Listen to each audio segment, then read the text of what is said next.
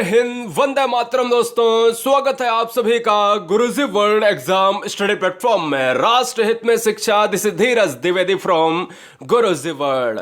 दोस्तों, आज की है वीडियो संपूर्ण यूट्यूब के इतिहास में पहली ऐसी भूचाल लाने वाली वीडियो जिसमें अगर डर लगता है आपको साहित्य से, तो साहित्यकार और साहित्य की रचनाएं पूरी 14 ऐसे स्लाइड में हम बात करेंगे। यानी अगर इसको देख लिया तो एग्जाम क्रैक हो जाएगा।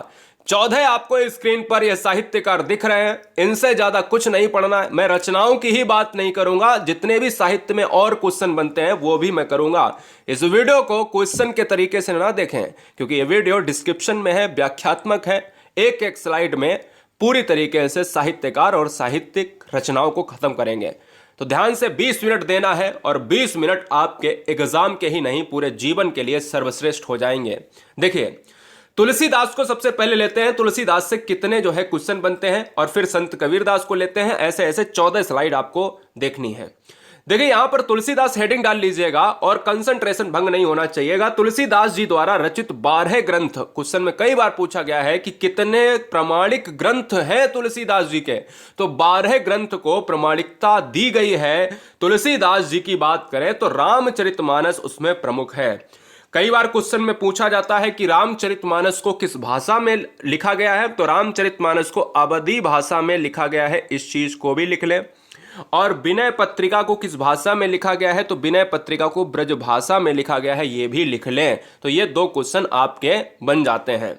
अब बात करते हैं, क्वेश्चन में ये कई बार पूछा जाता है कि कवि शिरोमणि के नाम से कौन कहा जाता है या कौन जाना जाता है, तो तुलसीदास जी को कवि शिरोमणि के नाम से भी जाना जाता है। प्रमुख रचनाओं में मैंने आपको बता दिया, रामचरितमानस प्रमुख है। इसके अलावा विनय पत्रिका प्रमुख है, कवितावली, गीतावली, दोहावली, लास्ट में जितनी भी बली हैं वो आप सभी ट्रिकी माध्यम से याद रख सकते हो कि भाई वहां पर तुलसीदास। जानकी मंगल और रामलला नहछु किसकी रचना है, ये भी किसकी है, ये तुलसीदास की है। मानस की बात की जाए तो मानस जो है अवधी भाषा में, जैसे मानस यहां पर है, ये लिखे गए हैं। और कृष्ण काव्य जो लिखे गए हैं तुलसीदास जी के द्वारा, वो ब्रज भाषा में लिखे गए हैं, जैसे विनय पत्रिका की बात की गई। अगला, संत कबीरदास की अगर हम देखें यहां पर रचनाओं को और उनके जीवन पर हम देखें फर्क क्या पड़ता है साहित्य में, जो क्वेश्चन बनते हैं एग्जाम में, कहता है प्रमुख रचनाओं में बीजक जो है 3 भाग में डिवाइड है। क्वेश्चन में कहा जाता है कि साखी शबद रमैनी किसके पार्ट हैं, तो ये बीजक के पार्ट हैं। साखी शबद रमैनी किसकी रचनाएं हैं, कबीरदास जी की रचनाएं हैं। बीजक किसकी रचना है, कबीरदास जी की रचना है ना। लेकिन बीजक के 3 पार्ट हैं, जिसका साखी शबद रमैनी ये आप स्क्रीन पर देख रहे हो। क्वेश्चन में एक और पूछा जाता है कि भाषा का डिटेक्टर किसे कहा जाता है, तो भाषा का डिटेक्टर जो है कबीरदास जी को कहा जाता है। और किसने कहा है, हजारी प्रसाद द्विवेदी ने यह बताया है कि कबीरदास जी को, यानी उनके द्वारा यह कहा गया है साफ साफ साहित्य में कि हजारी प्रसाद जी कहते हैं कबीरदास जी को भाषा का डिटेक्टर कहा जाता है। Very very most important point, हर शेर ने इस क्वेश्चन को गलत ना करें एग्जाम में। अब बात आती है सूरदास की। महाकवि सूरदास ने ब्रजभाषा में लगभग 1.25 लाख पदों की रचना की थी, याद रखिएगा।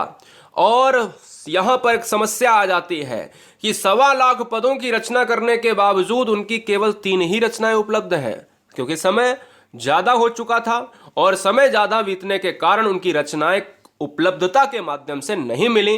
केवल 3 रचनाएं, जिसमें सूर सागर, सूर सरावली और साहित्य लहरी है, यह भी आप याद रखिएगा। अब क्वेश्चन में कई बार पूछा जाता है कि सूरदास की रचनाओं में किसकी जो है किसका जो है मिलता है, क्या किसका मिलता है, किसका असर देखने को मिलता है, श्रृंगार और वात्सल्य रस का जो है असर देखने को मिलता है। कबीरदास जी को दूसरे नाम से भी जाना जाता है। वात्सल्य रस का सम्राट किसे कहा जाता है, तो वात्सल्य रस का सम्राट जो है कबीरदास जी को कहा जाता है। इस चीज को आप याद रखिएगा। नेक्स्ट पॉइंट पर आते हैं, मीराबाई। सारे क्वेश्चन लिख लेना, सारे पॉइंट लिख लेना, बहुत इंपॉर्टेंट तरीके से जबरदस्त माध्यम से सारी स्लाइड को एक एक पॉइंट को नोट कराया गया है, टाइप कराया गया है, जिससे किसी भी बच्चे का एग्जाम खराब नहीं होना चाहिए। मीराबाई की सबसे प्रमुख रचना जो है, जो 2 रचनाएं अभी तक बहुत ज्यादा पूछी जाती हैं, एक नरसिंह जी का मायरा और एक है गीत गोविंद। तो जितने में भी गोविंद आता है, नरसिंह जी का मायरा, राग गोविंद, गीत गोविंद का टीका, राग सोरठा के पद, ये सभी किसकी रचनाएं हैं, मीराबाई की हैं।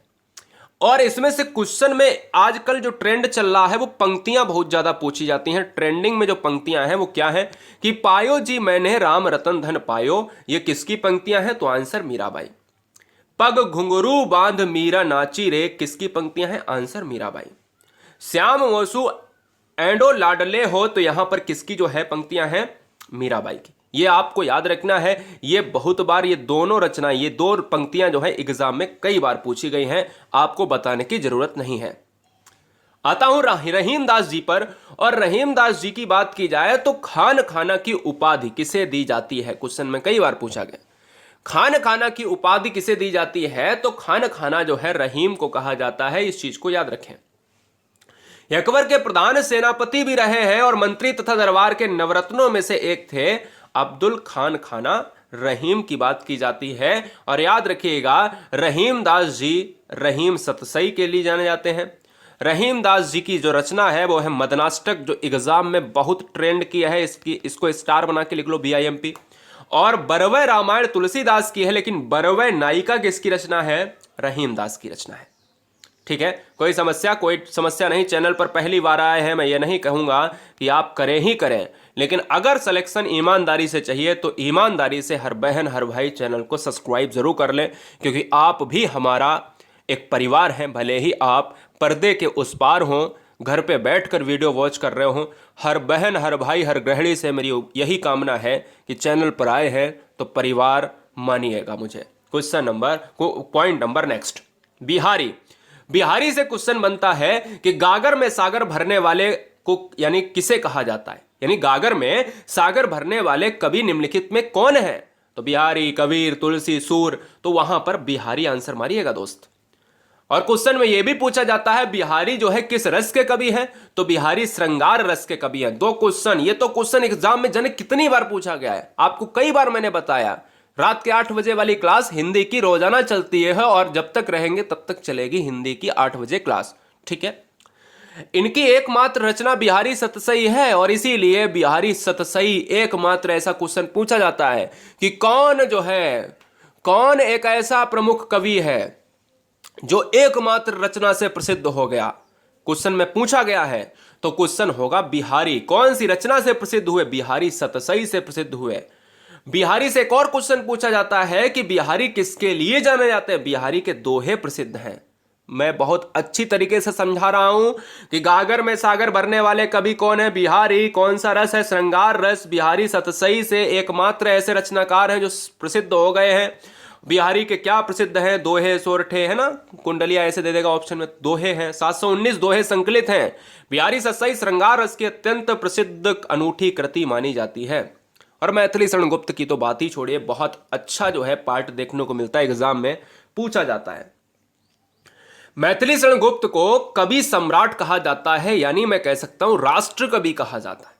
राष्ट्र कवि किसे कहा जाता है? मैथिली शरण गुप्त को कहा जाता है। हर बच्चे को पता होगा, अगर नहीं पता है तो इसको नोट करिएगा। राष्ट्र कवि, हिंदी का राष्ट्र कवि किसे कहा जाता है? मैथिली शरण गुप्त को कहा जाता है। मैथिली शरण गुप्त किसके गुरु थे? मैथिली शरण गुप्त आचार्य महावीर प्रसाद द्विवेदी के गुरु थे, याद रखिएगा। और महावीर प्रसाद द्विवेदी से एक क्वेश्चन बनता है कि द्विवेदी युग का नाम किनके नाम पर पड़ा है? तो द्विवेदी युग का नाम जो पड़ा है वो महावीर प्रसाद द्विवेदी के नाम पर पड़ा है। मैथिली शरण गुप्त की बात हो रही है यहां पर। मैथिली शरण गुप्त की जो रचनाएं हैं वो कौन सी हैं? जिसमें ये वाली रचना और साकेत कहां पर है? ये वाली रचना और पृथ्वीपुत्र और द्वापर, ये वाली रचनाएं तो बहुत पूछी गई हैं। ठीक है ना। तो जयद्रथ वध, भारत भारती, पंचवटी, यशोधरा, द्वापर, सिद्धराज, नहुस। सिद्धराज कवि किसे कहा जाता है? मैथिली शरण गुप्त। नहुस भी इंपॉर्टेंट है। अंजलि और अर्ध नहीं पूछी गई अभी तक। झंकार पूछी गई, झंकार, पृथ्वीपुत्र, मेघनाथ वध और साकेत। ये क्वेश्चन इंपॉर्टेंट है, जहां पर मैं गोले लगा दूं वो बहुत इंपॉर्टेंट है। ठीक है ना। भारत भारती, पंचवटी, ये इंपॉर्टेंट है। क्लियर है?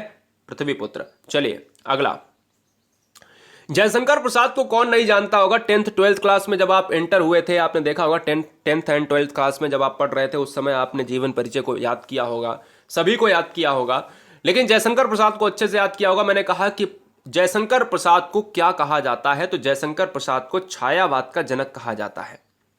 जयशंकर प्रसाद की बात करें दोस्त प्रमुख रचनाओं में तो कामायनी, आंसू, झरना, लहर, चंद्रगुप्त, स्कंदगुप्त, अजात शत्रु, तितली, कानन कुसुम, प्रेम पथिक, है ना, बहुत सारी रचनाएं हैं, बहुत सारी रचनाएं हैं। यहां पर आप याद रखिए इन रचनाओं से बाहर कुछ नहीं जाएगा। कामायनी रचना एक कैसी रचना है? कामायनी को क्वेश्चन में पूछा जाता है कि महाकाव्य कामायनी क्या है? महाकाव्य है, ठीक है। कामायनी क्या है? महाकाव्य है। आंसू किसकी रचना है? झरना किसकी रचना है? लहर किसकी रचना है? चंद्रगुप्त, स्कंदगुप्त, अजात शत्रु, तितली, कानन कुसुम, प्रेम पथिक, ये सभी रचनाएं जयशंकर प्रसाद की है।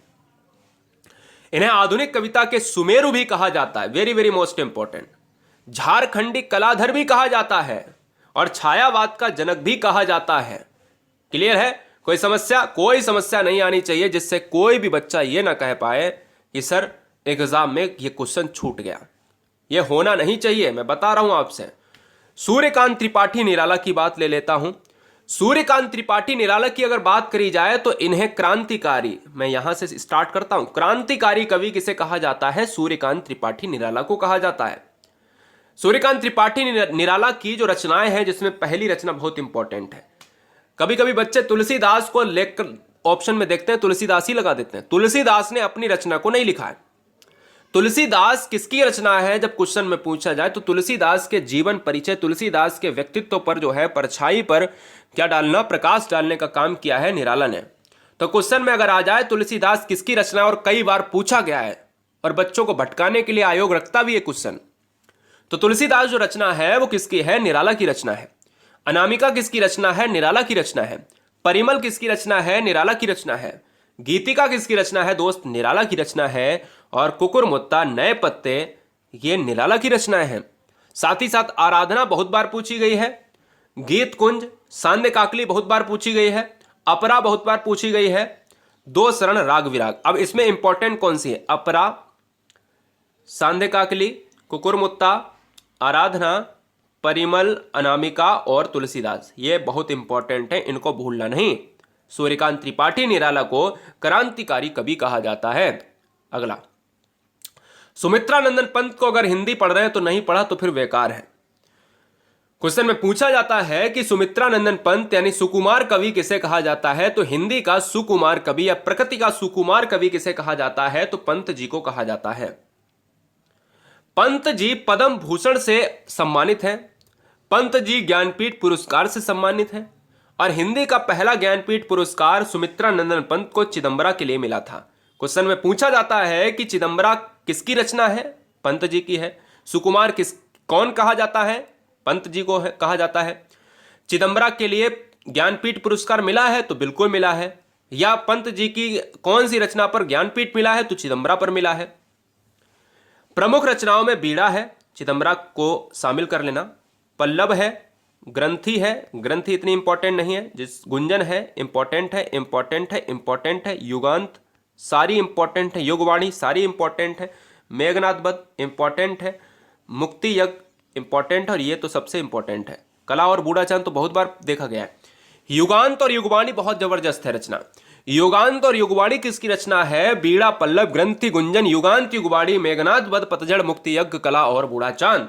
Very very most important slide आप देख रहे हैं गुरुजी वर्ल्ड एग्जाम स्टडी में। जितने भी बच्चे आए इसको यहां पर नोट जरूर कर लें, ठीक है। महादेवी वर्मा की बात की जाए तो महादेवी वर्मा को 2 स्लाइड में देखेंगे। कुछ वर्षों तक उत्तर प्रदेश विधान परिषद की जो है मनोनीत सदस्य रही हैं। इतना इंपॉर्टेंट नहीं है लेकिन बताना इंपॉर्टेंट है कि अगर आ जाए तो फिर क्या कर सकते हैं। राष्ट्रपति द्वारा पद्म भूषण क्वेश्चन में आ सकता है कि निम्नलिखित में किसे पद्म भूषण मिला है, तो ऑप्शन में महादेवी वर्मा को देखिए। महादेवी वर्मा को आधुनिक युग की मीरा कहा जाता है। इस क्वेश्चन को कई बार एग्जाम में देखा गया, स्टार बना के लिख लीजिएगा। आधुनिक युग की मीरा किसे कहा जाता है? महादेवी वर्मा को, ठीक है। चलिए, अच्छा आधुनिक कवित्री पूछ दे तो भी महादेवी वर्मा को ही ऑप्शन में मारिएगा। अब बात करते हैं इनकी रचनाओं पर और इनके साहित्यिक परिचय पर। देखिएगा, यहां पर आपको क्या करना है, यहां पर एक पॉइंट याद रखना है कि जो रचनाएं हैं इनको थोड़ा सा ध्यान दीजिएगा।